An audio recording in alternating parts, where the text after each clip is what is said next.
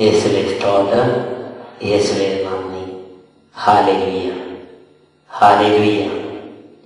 അഭിഷേകാഗ്നിയിലെ പ്രേക്ഷകർക്ക് യേശു ക്രിസ്തുവിന്റെ സമാധാനവും കൃപയും അനുഗ്രഹങ്ങളും നേരുന്നു. ഈ നിമിഷങ്ങളിൽ ദൈവത്തിന്റെ പരിശുദ്ധാത്മാവ് സ്വർഗീയ ബോധ്യങ്ങൾ നമ്മുടെ ഹൃദയങ്ങളിലേക്ക് പകർന്നു തരുന്നതിന് വേണ്ടി നമ്മുടെ ഹൃദയങ്ങളെ തുറക്കാം. പരിശുദ്ധാത്മാവിനെ വിളിക്കാം. പരിശുദ്ധാത്മാവെ, എന്നെ സഹായിക്കണമേ.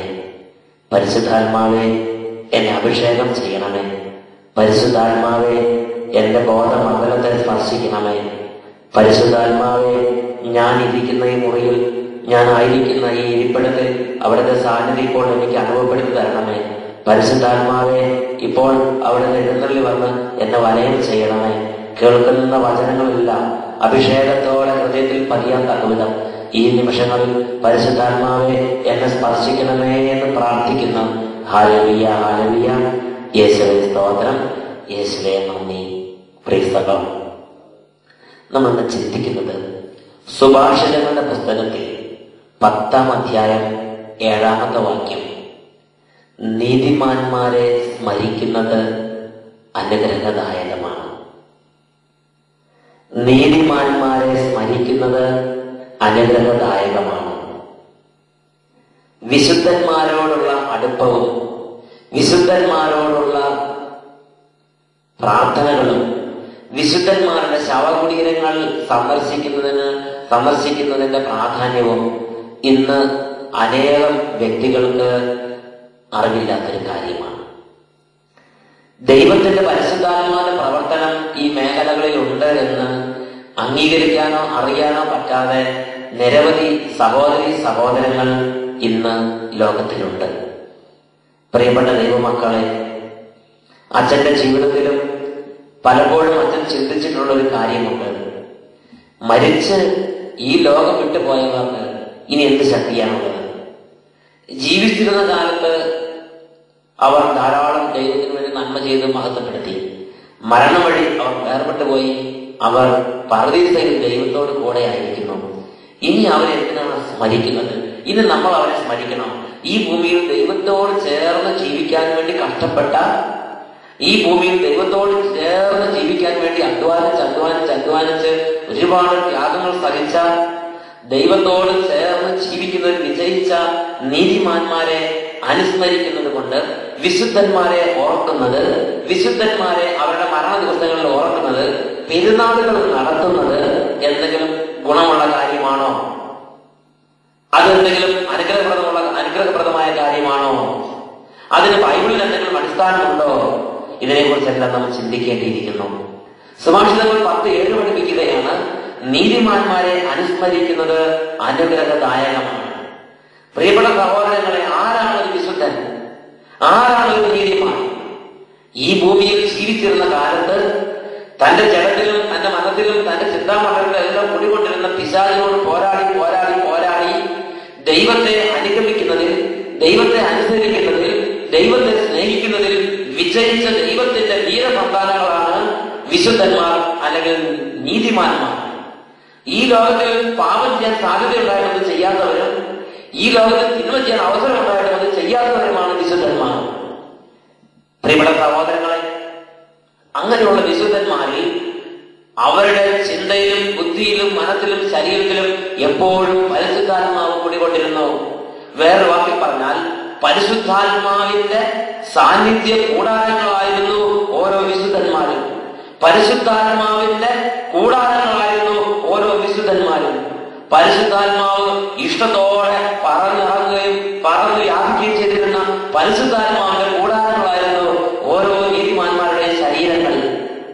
അതുകൊണ്ട് തന്നെ ആ ശരീരത്തിന്, അതുകൊണ്ട് തന്നെ അവരുടെ പേരിന്, അതുകൊണ്ട് തന്നെ അവരുപയോഗിച്ചിരുന്ന വസ്തുക്കൾക്ക്, അവരുടെ കുഴിമാടങ്ങൾക്ക് പ്രാധാന്യം പ്രസക്തി ഉണ്ട്. അവരുടെ മൃതശരീരങ്ങൾക്ക് പ്രാധാന്യം പ്രസക്തി ഉണ്ട്.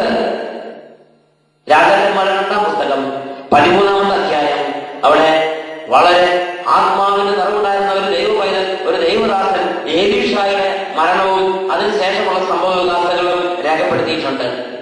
രാജാക്കന്മാരുടെ 2-ാം പുസ്തകം 13-ാം അധ്യായം 21-ാം വാക്യം, ഏലീഷ മരിച്ചു. ഏലീഷായെ കബറടക്കി. ആ വസന്ത സംഘം ആളുകൾ ഒരു യുവാവിന്റെ മൃതദേഹം വഹിച്ചുകൊണ്ട് കടന്നു വരികയായിരുന്നു. അപ്പോൾ വലിയൊരു അക്രമിക്കൂട്ടത്തെ കണ്ട് ഭയപ്പെട്ട് ഭയാക്രാന്തരായ ഈ സംഘം ഈ യുവാവിന്റെ ജഡം അടുത്തുള്ള ഒരു കാട്ടിലേക്ക് വലിച്ചെറിഞ്ഞിട്ട് അവർ ഓടി രക്ഷപ്പെട്ടു. ഈ യുവാവിന്റെ മൃതദേഹം ചെന്ന് വീണത് ഏലീഷായുടെ കബറടക്കം നടന്നിരുന്ന സ്ഥലത്താണ്. ഏലീഷായെ സംസ്കരിച്ചിരുന്ന ആ കുഴിമാടത്തിലാണ് ഈ യുവാവിന്റെ വലിച്ചെറിയപ്പെട്ട മൃതദേഹം ചെന്ന് വീണത്. ആ മൃതദേഹം ആ കുഴിമാടത്തെ സ്പർശിച്ച മാത്രമേ, ആ മൃതദേഹം ആ ഏലീഷായുടെ കല്ലറകളിൽ ഏലീഷായുടെ അസ്ഥികളെ തൊട്ട മാത്രമേ നഷ്ടപ്പെട്ട ജീവൻ ആ ശരീരത്തിലേക്ക് പുനഃപ്രവേശനം കിട്ടി. അവൻ പൂർവ്വശക്തിയോടെ, പൂർവാധിക ശക്തിയോടെ അവൻ എഴുന്നേറ്റ് നിന്നു. മരിച്ചവനെ ഉയർപ്പിക്കാൻ പോലും, മരിച്ചവന് പുതുജീവൻ കൊടുക്കാൻ പോലും ശക്തിയുള്ളതായിരുന്നു മരിച്ചതിന് ശേഷം വെറും അസ്ഥികുടമായി മാറിയ, വെറും അസ്ഥി കഷ്ണമായി കിടന്നിരുന്ന ഏലീഷായുടെ എല്ലുകൾ അസ്ഥി കഷ്ണങ്ങൾക്കുള്ള ശക്തി. കാരണം മരിച്ചതിന് ശേഷം എന്തെങ്കിലും പുണ്യയോഗ്യത ഉണ്ടായതുകൊണ്ടല്ല, ജീവിച്ചിരുന്ന കാലത്ത് പരിശുദ്ധാത്മാവിന്റെ വലിയ സാന്നിധ്യം കൂടാരമായിരുന്നു ഏലീഷ. അപ്പോസ്തല പ്രവർത്തനത്തിൽ 5-ാം അധ്യായത്തിൽ ഒരു രംഗം കാണുന്നുണ്ട്. പത്രോസ് അപ്പോസ്തലൻ കടന്നു പോകുമ്പോൾ അപ്പോസ്തലന്റെ നിഴലെങ്കിലും ഒന്ന് വീണാൽ മതിയായിരുന്നു എന്ന് ചിന്തിച്ച് അനേകം രോഗികളെയും പിശാച് ബാധിതരെയും പത്രോസിലിക കടന്നു പോകുന്ന വഴികളിൽ അവർ കൊണ്ട് കിടത്തിയിരുന്നു. പത്രോസ് അപ്പോസ്തല പ്രവർത്തനം 5-ാം അധ്യായം 15-ാം വാക്യം. അവർ രോഗികളെ തെരുവീതികളിൽ കൊണ്ടുവന്ന് കിടക്കുകളിലും കട്ടിലുകളിലും കിടത്തിയിരുന്നു. പത്രോസ് കടന്നു പോകുമ്പോൾ അവരുടെ നിഴലെങ്കിലും അവരിൽ ഏതാനും പേരുടെ പതിക്കുന്നതിന് വേണ്ടിയായിരുന്നു അത്.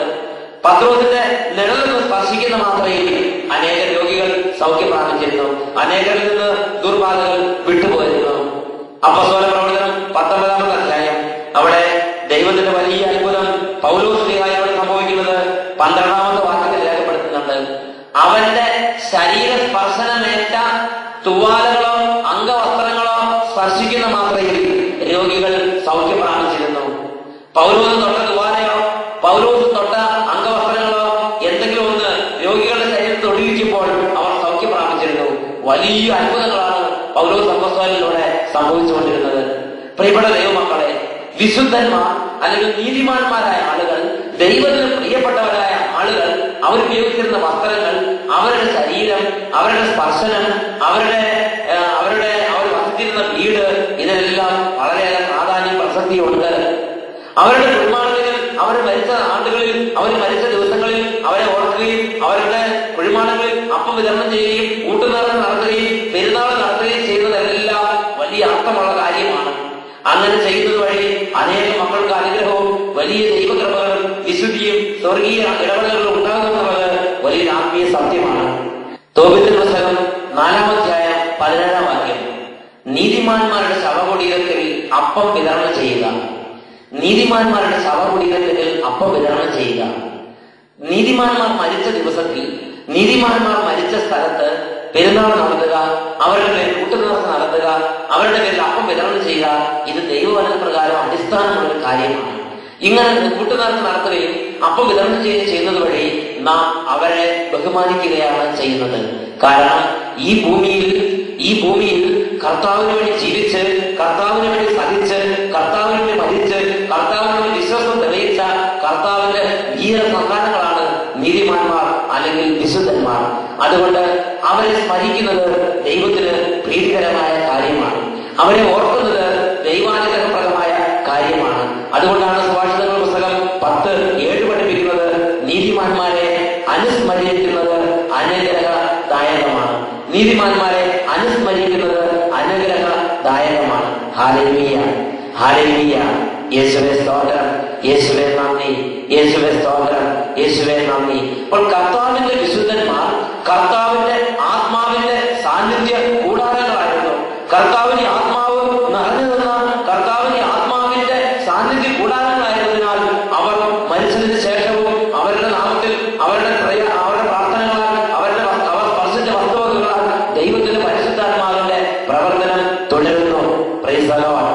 യേശുവേ സ്തോത്രം, യേശുവേ നന്ദി, യേശുവേ സ്തോത്രം, യേശുവേ നന്ദി. ഹല്ലേലൂയ.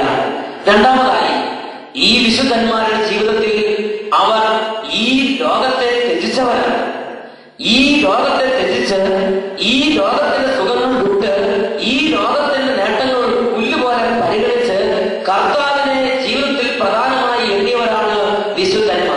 ദൈവത്തിന്റെ വചനം യോബിന്റെ പുസ്തകത്തിൽ 22-ാം അധ്യായം 24-ാം വാക്യത്തിൽ പഠിപ്പിക്കുന്നു, സ്വർണത്തെ പൊടിയിലും ഓഫീർ പൊന്നിന് അതിതരത്തിലെ കല്ലുകൾക്കിടയിൽ എറിഞ്ഞു കളയുമെങ്കിൽ, സ്വർണത്തെ പൊടിയിലും ഓഫീർ പൊന്നിനെ നദീതരത്തിലെ കല്ലുകൾക്കിടയിൽ എറിഞ്ഞു കളയുമെങ്കിൽ, സർവശക്തൻ നിനക്ക് വിലപിടിച്ച സ്വർണവും വെള്ളിയും ആയിത്തീരുമെങ്കിൽ നീ സർവശക്തൻ ആനന്ദിക്കുകയും അത്യുന്നതൻ നേരെ നിന്റെ മുഖം ഉയർത്തുകയും ചെയ്യും.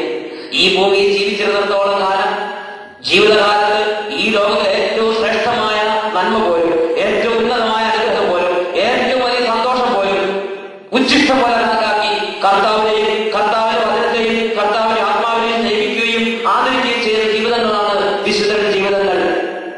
ഈ ലോകത്തിലെ ഏറ്റവും വലിയ സന്തോഷം പോലും ഉച്ഛിഷ്ടം പോലെ കണക്കാക്കിയവരാണ് വിശുദ്ധന്മാർ. പ്രിയപ്പെട്ട സഹോദരങ്ങളെ, അവർ ഈ ഭൂമിയിൽ എങ്ങനെയെങ്കിലും കുറെ കാലം സുഖത്തോടെ ജീവിക്കണം എന്ന് ചിന്തിച്ചിരുന്നവരല്ല. അവർ ഈ ഭൂമിയിൽ കർത്താവിനെ അറിഞ്ഞപ്പോൾ, ദൈവത്തെ അറിഞ്ഞപ്പോൾ, ദൈവത്തെ സ്നേഹിക്കണം, ദൈവത്തെ സ്നേഹിക്കണം, ദൈവത്തെ സ്നേഹിക്കണം എന്ന ചിന്തയാൽ എരിഞ്ഞവരാണ് വിശുദ്ധന്മാർ. വേറെ വാക്യം പറഞ്ഞാൽ ദൈവത്തെ സ്നേഹിക്കുന്നതിന് വേണ്ടി എരിഞ്ഞു തീർന്ന ജീവിതങ്ങളാണ് വിശുദ്ധന്മാരുടെ ജീവിതങ്ങൾ. അതുകൊണ്ട് തന്നെ കർത്താവ് അവരെ അത്യധികം സ്നേഹിക്കുന്നു. കർത്താവിന്റെ സ്നേഹം നിറഞ്ഞ ജീവിതങ്ങളാണ് വിശുദ്ധന്മാരുടെ ജീവിതങ്ങൾ. കർത്താവിനെ സ്നേഹിക്കുന്നതിന് വേണ്ടി എരിഞ്ഞു തീർന്നപ്പോൾ കർത്താവ് അവരെ തന്റെ സാന്നിധ്യം കൊണ്ട്, തന്റെ സ്നേഹം കൊണ്ട് പൊതിഞ്ഞു. 91-ാം സങ്കീർത്തനത്തിൽ 14-ാം വാക്യം വചനം പഠിപ്പിക്കുന്നു, അവൻ സ്നേഹത്തിൽ എന്നോട് ഒട്ടി നിൽക്കുന്നതിനാണ് ഞാൻ അവനെ സംരക്ഷിക്കും. എന്റെ രക്ഷ ഞാൻ അവന് കാണിച്ചു കൊടുക്കും, എന്റെ സ്നേഹം ഞാൻ അവന് കാണിച്ചു കൊടുക്കും, എന്റെ ശക്തി ഞാൻ അവന് കാണിച്ചു കൊടുക്കും, എന്റെ കരുണ ഞാൻ അവന് കാണിച്ചു കൊടുക്കും. ദൈവം തന്നെ തന്നെ വെളിപ്പെടുത്തിയ ജീവിതങ്ങളാണ് വിശുദ്ധരുടെ ജീവിതങ്ങൾ.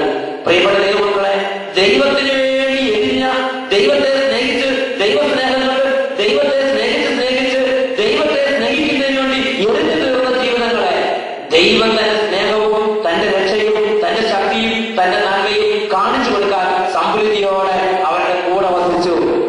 സമൃദ്ധിയോടെ ദൈവം അവരുടെ കൂടെ വസിച്ചു. ദൈവവചനം ആരുടെ അടുത്തേക്ക് വന്നോ അവരെ നിങ്ങൾ ദൈവങ്ങളെന്ന് വിളിച്ചു. അപ്പോൾ ദൈവം തന്നെ കൂടെ വന്നവരെ എന്ന് വിളിക്കും. ദൈവവചനം ആരുടെ അടുത്തേക്ക് വന്നോ അവരെ നിങ്ങൾ ദൈവങ്ങളെന്ന് വിളിച്ചു.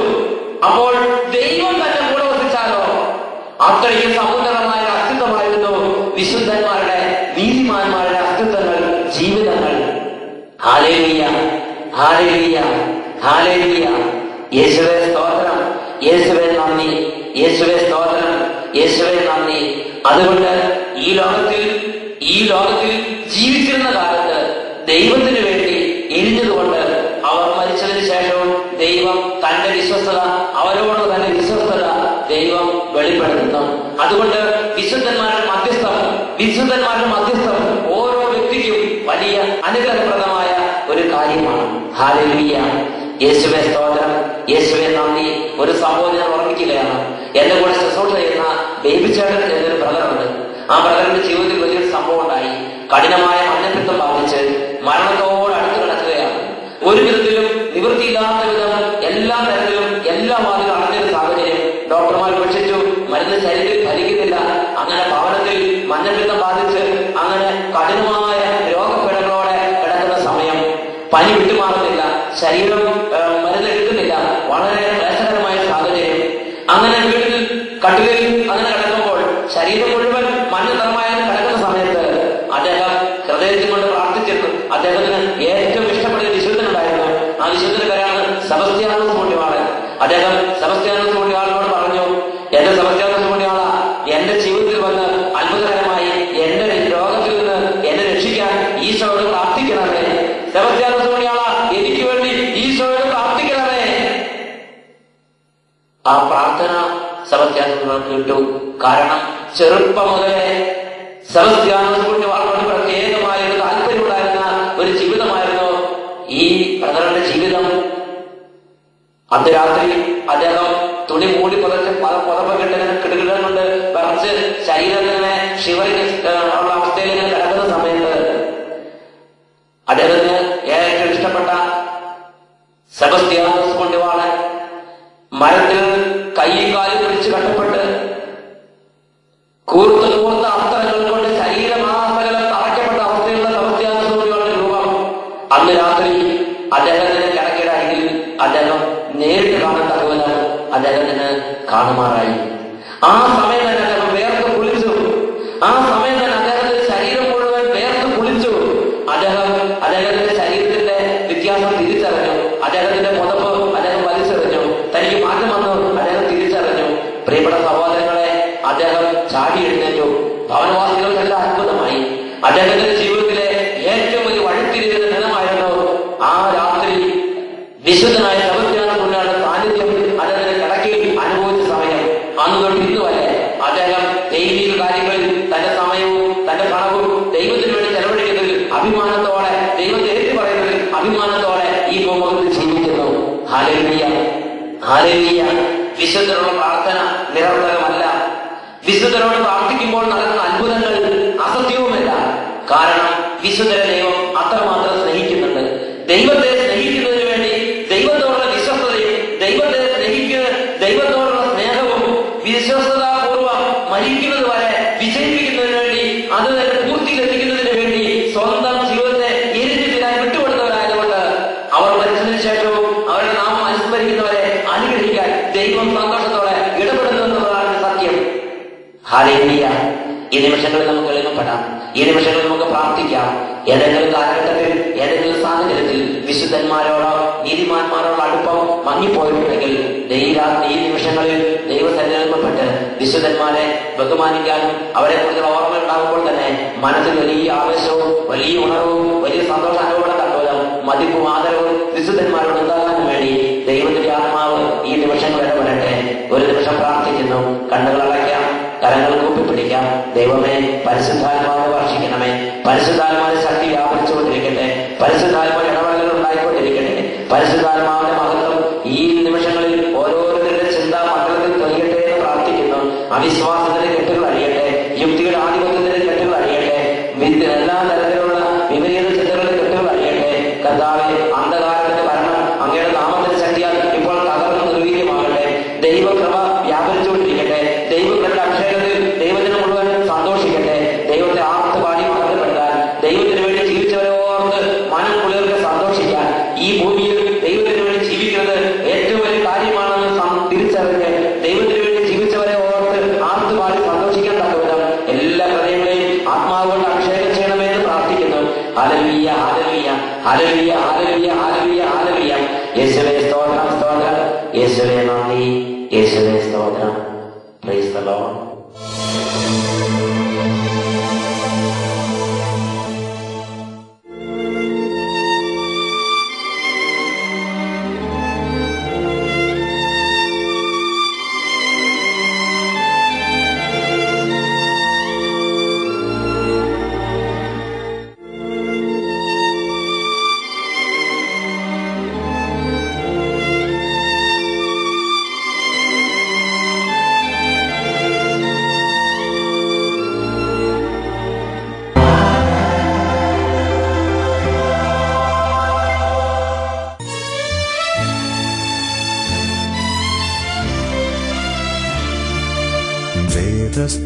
കുളക്കരയിൽ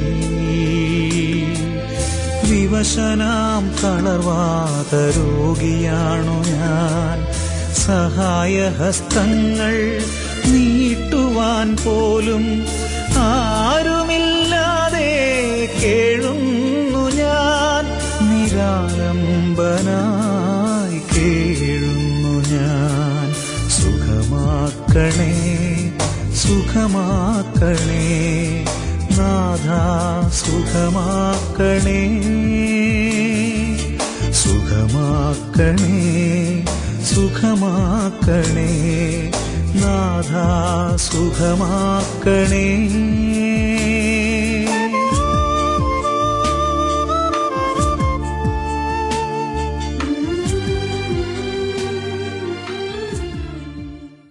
തന്റെ വിശുദ്ധരോട് വിശ്വസ്തത പുലർത്തുന്ന ജീവിക്കുന്ന ദൈവത്തിന്റെ മുമ്പിലേക്ക് നമ്മുടെ ഹൃദയങ്ങളെ തുറക്കാം. ജീവിക്കുന്ന കർത്താവ്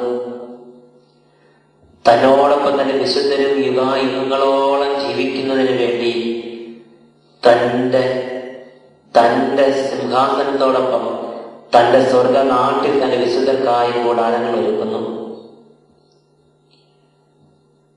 ഈ നിമിഷങ്ങളിൽ ദൈവത്തെ സ്നേഹിക്കുന്നതിനും ദൈവത്തോട് വിശ്വസ്തത പുലർത്തുന്നതിനുമുള്ള തടസ്സങ്ങൾ വിട്ടുപോകാൻ വേണ്ടി പ്രാർത്ഥിക്കാം. തഴക്ക ദോഷങ്ങളും ദുശീലങ്ങളും നിമിത്തം ദൈവത്തിന് ഇഷ്ടമുള്ളൊരു ജീവിതം നയിക്കാൻ പരാജയപ്പെടുന്ന ഓരോ മക്കളെയും കർത്താവ് ഈ നിമിഷങ്ങളിൽ സഹായിക്കും. ജീവിതത്തിൽ ദൈവത്തെ വിട്ട് പാപത്തിലും തിന്മയിലും പൂണ്ടു കിടക്കുന്നവർ ഇപ്പോൾ ആത്മാർത്ഥമായി ആഗ്രഹിക്കട്ടെ, കർത്താവ് സഹായിക്കും. ഈ ലോകത്തിൽ 10,000-കണക്കിന് ലക്ഷക്കണക്കിന് ദൈവമക്കൾക്ക് വിശുദ്ധരായി ദൈവത്തെ മഹത്വപ്പെടുത്താൻ കഴിഞ്ഞെങ്കിൽ എന്തുകൊണ്ട് എനിക്കും വിശുദ്ധനായ ദൈവത്തെ മഹത്വപ്പെടുത്താൻ സാധിക്കുകയില്ലേ? പ്രാർത്ഥിക്കാം. കർത്താവിന്റെ പക്കലേക്ക് ഹൃദയം തുറക്കാം, മനം തുറക്കാം. ഈ രാത്രി കർത്താവ് അത്ഭുതകരമായി ഇടപെടുന്ന സമയമാണിത്. ഇപ്പോൾ നിങ്ങൾ കർത്താവിന്റെ സന്നിധിയിൽ പ്രാർത്ഥിക്കുന്ന ഓരോ കാര്യങ്ങളിലും അത്ഭുതകരമായി ദൈവത്തിന്റെ ശക്തി വ്യാപരിക്കും. മനുഷ്യന് കഴിയാത്തത് ദൈവം ചെയ്തു കൊടുക്കും. കർത്താവിനോട് പ്രാർത്ഥിക്കുന്നു, ആത്മീയമായ അഭിഷേകത്തിന് വേണ്ടി ആഗ്രഹിക്കുന്നു. Hallelujah, hallelujah. കർത്താവെ അത്ഭുതകരമായി ഇപ്പോൾ സ്പർശിക്കണമേ. ദൈവമേ, ആത്മീയ മാർഗത്തിലും പ്രാർത്ഥനാ ജീവിതത്തിലും മടുപ്പ് തോന്നുന്നവരെ ഇപ്പോൾ അവിടുന്ന് കഴുകി വെടിപ്പാക്കണമേ. ആത്മീയ കാര്യങ്ങളിൽ ഉണർവ് നൽകണമേ. പ്രാർത്ഥനാ ജീവിതത്തിൽ അഭിവൃദ്ധി നൽകണമേ. കർത്താവെ, ദൈവിക കാര്യങ്ങളോട് മതിപ്പില്ലാതെ ലോകത്തിലും പാപത്തിലും തിന്മയിലും അന്ധകാരത്തിലും പൂണ്ടുപോയ ഓരോ ജീവിതങ്ങളെയും ഈ രാത്രി സ്പർശിക്കണമെന്ന് പ്രാർത്ഥിക്കുന്നു. പിശാചിന്റെ ആധിപത്യങ്ങളെ യേശു ക്രിസ്തുവിന്റെ നാമത്തിന്റെ ശക്തിയായി ഞങ്ങൾ തകർക്കുന്നു. ദൈവമായ കർത്താവിന്റെ കൃപാവര ശക്തി എല്ലാ കുടുംബങ്ങളുടെ മേലും വ്യാപരിക്കട്ടെ. കുടുംബങ്ങളിൽ ദൈവചിന്തകളും ദൈവത്തോടുള്ള താല്പര്യവും ദൈവത്തോടുള്ള പ്രാർത്ഥനകളും കൂടുതൽ കൂടുതൽ വളർന്നു വരട്ടെ. കർത്താവെ, കുടുംബങ്ങളെ പീഡിപ്പിക്കുന്ന, കുടുംബങ്ങളുടെ പരാജയം ആഗ്രഹിച്ച് നിലയുറപ്പിച്ചിരിക്കുന്ന എല്ലാ എതിർ ശക്തികളെയും എല്ലാ തന്നെ എതിർ സ്വാധീനങ്ങളെയും യേശു ക്രിസ്തുവിന്റെ അധികാരമുള്ള നാമത്തിന്റെ ശക്തിയാൽ ഇപ്പോൾ നിർവീര്യമാക്കുന്നു. Hallelujah, hallelujah.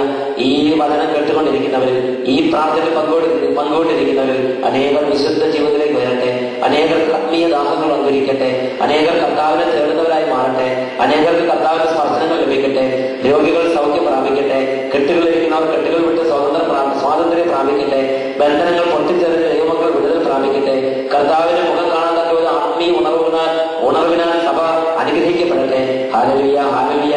യേശുവേ ആരാധന, യേശുവേ ആരാധന, യേശുവേ ആരാധന, യേശുവേ സ്തോത്രം, യേശുവേ നന്ദി, യേശുവേ സ്തോത്രം, യേശുവേ നന്ദി. നാഥാ സുഖമാക്കണേ,